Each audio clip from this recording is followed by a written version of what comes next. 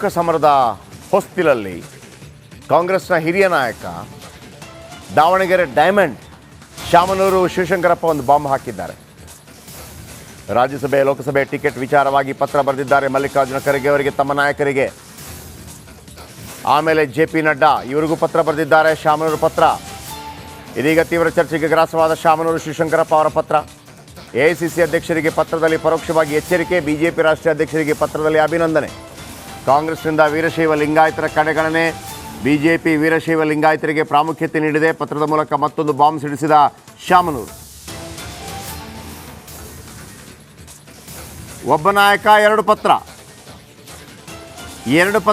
ಎರಡು ಹೇಳಿಕೆ. ತಮ್ಮ ನಾಯಕರಿಗೆ ಎಚ್ಚರಿಕೆ, ಮತ್ತೊಬ್ಬ ನಾಯಕರಿಗೆ ಶಬಾಷ್ಗಿರಿ. ಶಾಮನೂರು ಏಕ್ದಮ್ ಲಿಂಗಾಯತರ ಪರವಾಗಿ ಫುಲ್ ತೊಡೆ ತಟ್ಟಿ ಬ್ಯಾಟಿಂಗು.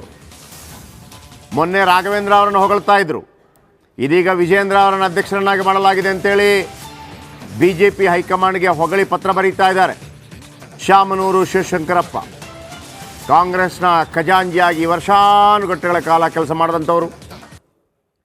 ಈಗ ಪಾರ್ಟಿ ಗಿರ್ಟಿ ಯಾವುದು ನೋಡ್ತಾ ಇಲ್ಲ, ಡೈರೆಕ್ಟಾಗಿ ನಮ್ಮ ಜಾತಿ ಅಷ್ಟೇ. ಮಲ್ಲಿಕಾರ್ಜುನ ಖರ್ಗೆಗೆ ಪತ್ರ ಬರೆದು, ನೋಡಿ ನಮ್ಮವ್ರು ಕೊಟ್ಟಿಲ್ಲ ಅಂದರೆ ಸರಿ ಇರಲ್ಲ ಅನ್ನೋ ರೀತಿಯಲ್ಲಿ. ಆಮೇಲೆ JP ನಡ್ಡಾ ಅವರಿಗೆ ಪತ್ರ ಬರೆದು, ಬೆಸ್ಟ್ ಮಾಡಿದ್ರಪ್ಪ ನೀವು ಅನ್ನೋ ರೀತಿಯಲ್ಲಿ. ಆದರೆ ಬಹಳ ಆಶ್ಚರ್ಯ ಆಗ್ತಾ ಇರೋದು, 45 ಲಿಂಗಾಯತರಿಗೆ ಟಿಕೆಟ್ ನೀಡಲಾಗಿತ್ತು ಕಾಂಗ್ರೆಸ್ನಲ್ಲಿ. ಅದರಲ್ಲಿ 35 ಜನ ಗೆದ್ದು 36 ಜನ ಗೆದ್ದು ಬಂದಿದ್ದಾರೆ. ಅಷ್ಟೇ ಪ್ರಮಾಣದ ಟಿಕೆಟ್ BJPಯಲ್ಲಿ ಕೊಟ್ಟರೆ ಅಲ್ಲಿ ಗೆದ್ದು ಬಂದಿದ್ದು ಕೇವಲ 15 ಜನ ಮಾತ್ರ. ಸೊ ಹಾಗಿರುವಾಗ ಯಾವ ಲೆಕ್ಕಾಚಾರ ಅರ್ಥ ಆಗ್ತಾ ಇಲ್ಲ, ನಂಬರ್ 1. ನಂಬರ್ 2, ಈ ಹಿಂದೆ ನಮ್ಮ ಅಧಿಕಾರಿಗಳ ಪಾಡು ನಾಯಿ ಪಾಡು ಅಂತ ಪರೋಕ್ಷವಾಗಿ ಪ್ರತ್ಯಕ್ಷವಾಗಿ ಹೇಳಿದರು. ಆಗ ನೇರವಾಗಿ ಬಸವರಾಜ ರಾಯರೆಡ್ಡಿ ಯಾವ ಅಧಿಕಾರಿಗಳು DC SP ಡ್ಯಾಶ್ ದೊಡ್ಡ ದೊಡ್ಡ ವ್ಯಕ್ತಿಗಳು, ಚೀಫ್ ಇಂಜಿನಿಯರ್ಸ್ ಎಷ್ಟು ಜನ ಇದ್ದಾರೆ ಅಂತ ಲಿಸ್ಟ್ ಬಿಡುಗಡೆ ಮಾಡಿದರು. ಬನ್ನಿ, ಈಗ very first time Shamanur Shivashankarappa ಅವರು ಏನಾದರೂ ಬಾಂಬ್ ಸಿಡಿಸಿದರೆ ಅವರ ವಿರುದ್ಧ ಯಾರೂ ಮಾತಾಡೋದಿಲ್ಲ. ಆದರೆ ಕೆಲವು ನಾಯಕರು ಮಾತಾಡಿದ್ದಾರೆ, ಬನ್ನಿ ನೋಡೋಣ.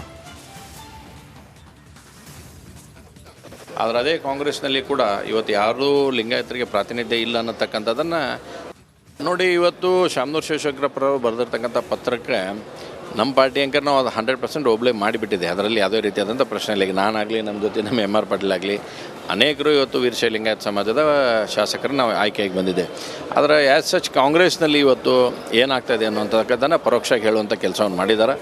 ಕಾಂಗ್ರೆಸ್ ಪಾರ್ಟಿ ಯಾವಾಗೂ ಲಿಂಗಾಯತ ವಿರೋಧ ಪಾರ್ಟಿ ಅನ್ನತಕ್ಕಂಥದ್ದನ್ನು ಕೂಡ ಮತ್ತೊಮ್ಮೆ ಸಾಬೀತನ್ನು ಆಗುವಂಥ ನಿಟ್ಟಿನಲ್ಲಿ ಕಾಂಗ್ರೆಸ್ಸಿನ ಅವರು ಒಬ್ಬರು ಶಾಸಕರಾಗಿ ಕೆಲಸ ಮಾಡಿದಂಥವ್ರು, ಅಖಿಲ ಭಾರತ ವೀರಶೈವ ಮಹಾಸಭಾದ ಕೆಲಸ ಮಾಡ್ತಕ್ಕಂಥವ್ರು, ಅವರು ಏನು ಚಾಟಿ ಬೀಸುವಂಥ ಕೆಲಸ ಮಾಡಿದ್ದಾರೆ, ಅವ್ರ ಪಾರ್ಟಿಗೆ ಹೇಳುವಂಥದ್ದು ನಮ್ಮ ಪಾರ್ಟಿಗೆ ಲೆಟರ್ ಬರೆದು ಅವ್ರ ಪಾರ್ಟಿ ಅಧ್ಯಕ್ಷರಿಗೆ ಏನು ತಿಳಿಸ್ಬೇಕು ಅನ್ನೋಂಥ ವಿಷಯನ ಅವ್ರು ತಿಳಿಸಿದ್ದಾರೆ. ವೀರಶೈವ ಲಿಂಗಾಯತರಿಗೆ ಭಾಳ ಕಠಿಣ ಮಾಡ್ತಕ್ಕಂಥ ಕೆಲಸನ ಕಾಂಗ್ರೆಸ್ ಪಾರ್ಟಿ ಮಾಡ್ತಾಯಿದೆ.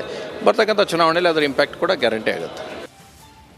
ನೋಡಿ, ಇವತ್ತು ಶಾಮನೂರು ಶಿವಶಂಕರಪ್ಪರವರು ಬರೆದಿರ್ತಕ್ಕಂಥ ಪತ್ರಕ್ಕೆ ನಮ್ಮ ಪಾರ್ಟಿ ಅಂಕರ್ ನಾವು ಅದು 100% ಒಬ್ಳೆ ಮಾಡಿಬಿಟ್ಟಿದೆ. ಅದರಲ್ಲಿ ಯಾವುದೇ ರೀತಿಯಾದಂಥ ಪ್ರಶ್ನೆ ಇಲ್ಲ. ಅರ್ಥ ಆಗ್ತಾ ಇಲ್ಲ. ನೋಡಿ, ಇವತ್ತು ಶಾಮನೂರು ಶಿವಶಂಕರಪ್ಪರವರು ಬರೆದಿರ್ತಕ್ಕಂಥ ಪತ್ರಕ್ಕೆ ಅವ್ರಿಗೆ ವಯಸ್ಸಾಗಿದೆ, ಅರ್ಥ ಆಗ್ತಾ ಇಲ್ಲ.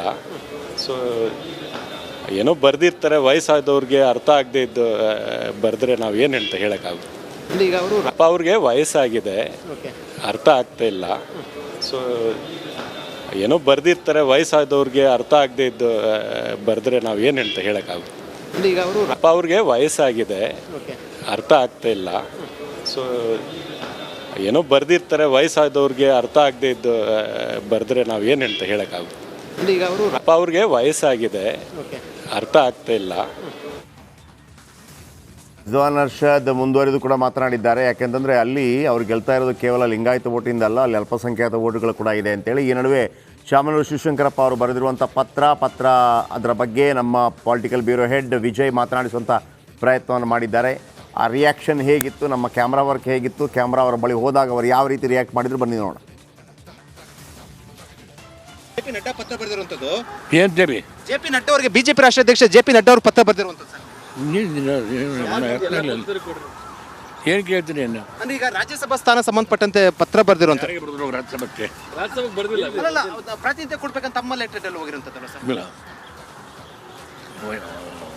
ಲೋಕಸಭೆ ಕೇಳಿ ನಡೆಯಪ್ಪ ಸಾಕು. ಅಲ್ಲ ಸರ್, ಅಲ್ಲ ಸರ್, ಈಗ ಬಿಜೆಪಿ ರಾಷ್ಟ್ರೀಯ ಅಧ್ಯಕ್ಷ ಪತ್ರ ಬರೆದಿರುವಂತದ್ದು ಬಿ ಜೆ ಪಿಗೆಲ್ಲೂ ಕಾಂಗ್ರೆಸ್ಗೆ ಬರೋದು ನಾವು. ಅವರಿಗೆ ಹ್ಞೂ ಅದೇ ರೀತಿ ಜೆ ಪಿ ನಡ್ಡಾ ಅವರು ಕೂಡ ತಮ್ಮ ಲೆಟರ್ ಹೊಂದಿರುವಂಥದ್ದು ಸರ್. ನಾವ್ಯಾಕೆ ಬರೀ ಬರೋದಲ್ಲ ಪ್ರಾತಿನಿಧ್ಯ ಕೊಡೋದು ಜೆ ಪಿ ನಡ್ಡಾ ಪತ್ರ ಬರೆದಿರುವಂಥದ್ದು. ಏನು ದೇವಿ ಜೆ ಪಿ ನಡ್ಡಾ ಅವರಿಗೆ ಬಿಜೆಪಿ ರಾಷ್ಟ್ರೀಯ ಅಧ್ಯಕ್ಷ ಜೆ ಪಿ ನಡ್ಡಾ ಅವರು ಪತ್ರ ಬರೆದಿರುವಂಥದ್ದು ಸರ್. ಏನು ಕೇಳ್ತೀನಿ ಏನು ಅಂದ್ರೆ ಈಗ ರಾಜ್ಯಸಭಾ ಸ್ಥಾನ ಸಂಬಂಧಪಟ್ಟಂತೆ ಪತ್ರ ಬರೆದಿರುವಂತ ಯಾರಿಗೆ ಬರೋದು ರಾಜ್ಯಸಭೆಗೆ? ಪ್ರಾತಿನಿಧ್ಯ ಕೊಡ್ಬೇಕಂತ ತಮ್ಮ ಲೆಟರ್ ಅಲ್ಲಿ ಹೋಗಿರುವಂತದ್ದಲ್ಲ ಸರ್. ಇಲ್ಲ ಲೋಕಸಭೆ ಕೇಳಿ ನಡೆಯಪ್ಪ ಸಾಕು. ಅಲ್ಲ ಸರ್, ಈಗ ಬಿಜೆಪಿ ರಾಷ್ಟ್ರೀಯ ಅಧ್ಯಕ್ಷ ಪತ್ರ ಬರೆದಿರುವಂತ. ನೋಡಿ ವೀಕ್ಷಕರೇ, ಮೊನ್ನೆ ಅಷ್ಟೇ ಮಾಜಿ ಸಚಿವ ಕೆ ಎಸ್ ಈಶ್ವರಪ್ಪ ಅವರು ಮೈಸೂರಲ್ಲಿ ಒಂದು ಹೇಳಿಕೆಯನ್ನು ಕೊಡ್ತಾರೆ. ಅದು ರಿಪಬ್ಲಿಕ್ ಕನ್ನಡಕ್ಕೆ ಎಕ್ಸ್ಕ್ಲೂಸಿವ್ ಆಗಿ. ಸ್ವಲ್ಪ ದಿನ ಕಾದ್ ನೋಡಿ ಜೈಲಿಗೆ ಹೋಗ್ತಾರೆ ಅಂತ ಹೇಳಿ ಆ ಹೇಳಿಕೆ ಕೊಟ್ಟಂಥ ಬೆನ್ನಲ್ಲೇ ಲೋಕಾಯುಕ್ತದಲ್ಲಿ FIR ಆಗಿದೆ. ಈಗ DCM DK ಶಿವಕುಮಾರ್ ಅವ್ರಿಗೆ ಸಂಕಷ್ಟ ಶುರುವಾಯ್ತಾ ಅನ್ನುವ ಪ್ರಶ್ನೆ ಉದ್ಭವ ಆಗ್ತಾ ಇದೆ. ಲೋಕಾಯುಕ್ತದಿಂದ FIR ದಾಖಲಾಗಿದೆ. ಅಕ್ರಮ ಆಸ್ತಿ ಪ್ರಕರಣದಲ್ಲಿ FIR ಅನ್ನು ದಾಖಲು ಮಾಡಿರುವಂಥದ್ದು. CBIನಲ್ಲಿದ್ದಂಥ ಪ್ರಕರಣವನ್ನು ಸರ್ಕಾರ ಹಿಂಪಡೆದುಕೊಂಡು ಲೋಕಾಯುಕ್ತಕ್ಕೆ ಹಸ್ತಾಂತರವನ್ನು ಮಾಡಿತ್ತು. ಆ ಪ್ರಕರಣದಲ್ಲಿ ಈಗ ಲೋಕಾಯುಕ್ತ ಅಧಿಕಾರಿಗಳು FIR ಅನ್ನು ದಾಖಲು ಮಾಡಿದ್ದಾರೆ. ಹಾಗಾದರೆ DK ಶಿವಕುಮಾರ್ ಅವರಿಗೆ ಸಂಕಷ್ಟ ಎದುರಾಯ್ತಾ? ಲೋಕಾಯುಕ್ತದಿಂದ ಸಂಕಷ್ಟ ಎದುರಾಗುತ್ತಾ ಅನ್ನುವ ಪ್ರಶ್ನೆಗಳು ಈಗ ಉದ್ಭವ ಆಗ್ತಾ ಇದೆ. ಯಾಕೆಂದರೆ DK ಶಿವಕುಮಾರ್ ಅವರ ವಿರುದ್ಧ CBI ತನಿಖೆ ನಡೆಸ್ತಾ ಇತ್ತು. ಅದನ್ನು ವಾಪಸ್ ಪಡೆಯಲಾಗಿತ್ತು. ಕ್ಯಾಬಿನೆಟ್ ಮೀಟಿಂಗ್ನಲ್ಲಿ ಅದಕ್ಕೆ ಸಂಬಂಧಪಟ್ಟಂತೆ ಸಿದ್ದರಾಮಯ್ಯ ಅವರ ಕ್ಯಾಬಿನೆಟ್ನಲ್ಲಿ ಅದನ್ನು ತೀರ್ಮಾನವನ್ನು ತೆಗೆದುಕೊಂಡು CBI ತನಿಖೆ ನಡೆಸ್ತಾ ಇದನ್ನು ನಿಲ್ಲಿಸಿ ಅದನ್ನು ವಾಪಸ್ ಅಂದರೆ ಹಿಂಪಡೆದುಕೊಂಡಿತ್ತು. ಅದನ್ನು ಲೋಕಾಯುಕ್ತಕ್ಕೆ ಹಸ್ತಾಂತರವನ್ನು ಮಾಡಿತ್ತು.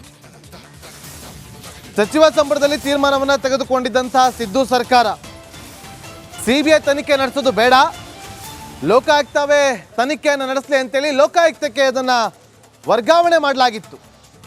ಹೀಗೆ ವರ್ಗಾವಣೆ ಮಾಡಿದಂಥ ಬೆನ್ನಲ್ಲೇ DCM DK ಶಿವಕುಮಾರ್ ಅವರ ಮೇಲೆ ಲೋಕಾಯುಕ್ತದಲ್ಲಿ FIR ದಾಖಲಾಗಿದೆ. ಒಂದು ಕಡೆ ನೋಡಿ CBIನಿಂದ ನೋಟಿಸ್ ಕೂಡ ಜಾರಿಯಾಗಿದೆ. ಮತ್ತೊಂದು ಕಡೆ ಅಕ್ರಮ ಆಸ್ತಿ ಪ್ರಕರಣದಲ್ಲಿ ಇತ್ತ ಲೋಕಾಯುಕ್ತದಲ್ಲೂ ಕೂಡ FIR ದಾಖಲಾಗಿರುವಂಥದ್ದು. ಹಾಗಾಗಿ ಇದೆಲ್ಲವನ್ನ ಕೂಡ ಗಮನಿಸಿದಾಗ DCMಗೆ ಸಂಕಷ್ಟ ಶುರುವಾಗುತ್ತಾ ಅನ್ನುವ ಪ್ರಶ್ನೆ ಉದ್ಭವ ಆಗ್ತಾ ಇದೆ.